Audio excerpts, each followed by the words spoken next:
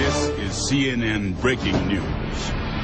And hello again from CNN Center. I'm Natalie Allen. We want to bring you the latest on the breaking news that we continue to follow out of Chile, where a magnitude 8.8 quake hit about 90 minutes ago off Chile's coast. Yes, 8.8 quake, a very strong earthquake there this morning. There are power blackouts, we're told, reported in Santiago and in Concepcion, the largest city closest to the epicenter of this quake. A tsunami warning has also been issued for the region. We'll continue to talk with people as we get them on the telephone. We'll bring you what people are telling us about power outages. Right now, we want to take you to the weather center where Ivan Cabrera is following the tsunami warning. Ivan, what can you tell us? Yeah, Natalie, and that's been the update here from when we last spoke to you here. Again, obviously the upgraded magnitude there at 8.8, and I'll talk about the difference in magnitudes in a second here. But the important thing is now we're now getting measurements of reports of tsunami wave activity, and this earthquake did indeed produce a tsunami. How destructive, how large it's going to be, we just don't know yet, but preliminary amplitudes as far as the waves, we're clocking them in at about 1.3 meters off of Valparaiso there, off of Chile, and that occurring minutes after the earthquake here. Notice the proximity now of the epicenter here off the coast of Chile here. If a tsunami was generated, these travel about 800 kilometers per hour. You're not going to have much time here to warn folks right along the coast. What we are concerned about now is that if you are watching us from areas to the north, to the south, this tsunami warning includes the entire coast of Chile, heading up into Peru, and in fact, because of the latest data now coming out of those buoys, they have extended the tsunami watch.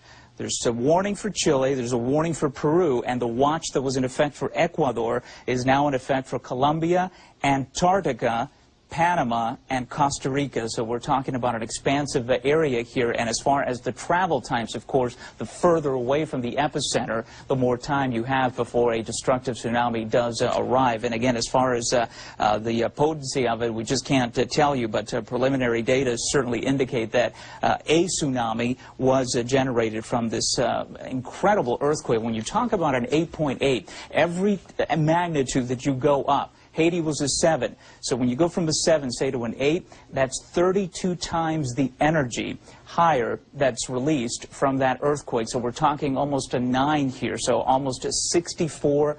Imagine the Haiti earthquake being 64 times greater in intensity as far as the waves that are propagated from that epicenter as that rupture occurs. The difference here, and this is key with the tsunami warning, is that we're not talking about the strike-slip fault, that when you get the plates that go side to side and they have that parallel motion, that's less likely to generate a tsunami. What we have here is we have the Nazca plate coming in off the Pacific, and that is meeting, of course, the South American plate here, and Nazca plate is actually subducting underneath it. So what happens is when you get that earthquake, you get an up and down motion, and that generates obviously the earthquake, but also when you get an up and down motion, that can generate a tsunami. And in fact, with this one, it was generated. As far as how destructive it's going to be, it is just too preliminary to talk about that. But as far as, let's say the tsunami wasn't, let's say if it wasn't even generated, an 8.8 is going to cause considerable damage to structures. Forget the tsunami. I mean, just the earthquake itself is going to be a catastrophe for areas in and around the epicenter. Let's take you to our other weather source, 491. Because I want to talk about the perspective here and put it in perspective as far as our magnitude here.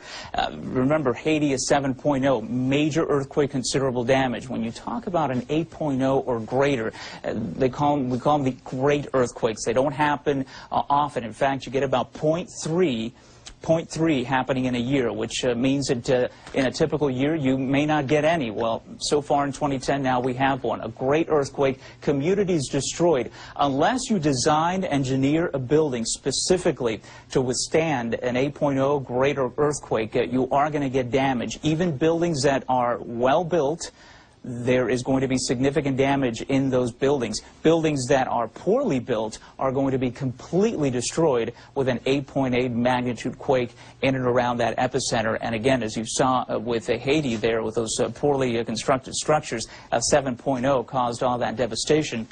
And 8.8, almost a 9, is, Natalie, about 64 times greater than what we saw in Haiti. So we're going to watch this very closely here. We're going to be with you throughout the day, and we're going to hope to get some information out of that region. But I must say, if we're getting power outages about 300 kilometers away, that would be the capital in Santiago. You can imagine what's going on in places, say, like Concepcion, which is much closer to the epicenter where that rupture earthquake occurred.